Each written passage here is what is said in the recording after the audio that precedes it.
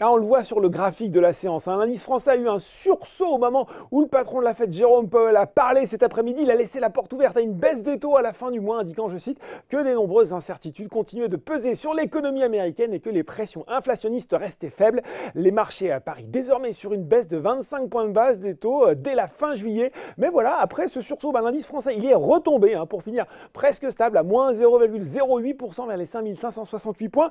Quatrième séance de baisse, le tout avec des volumes clairement en vacances. 2,7 milliards d'euros échangés aujourd'hui. Outre-Atlantique, ça monte toujours pour le Dow Jones, plus 0,28% à 17h40 vers les 26 858 points, plus 0,48 pour le Nasdaq à 8180 points et un S&P 500 qui dépasse pour la première fois de son histoire la barre des 3000 points. Excusez du peu. Sur le SBF 120, c'est Ubisoft qui domine les hausses. Derrière, on retrouve les valeurs pétrolières, parapétrolières comme Vallourec, Technip FMC ou CGG dans le sillage du Brent dont le baril progresse de 2,8% à 66,30 $ à peu près.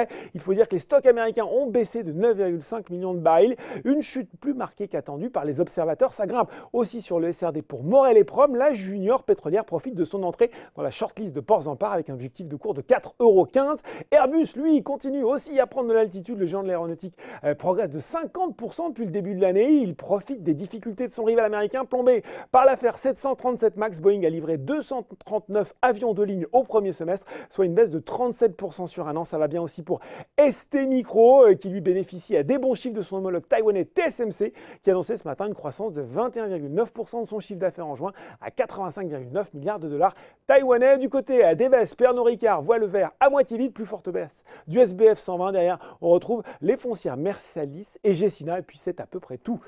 Voilà, c'est tout pour ce soir, mais n'oubliez pas tout le reste de l'actu éco et finance et sur Boursorama.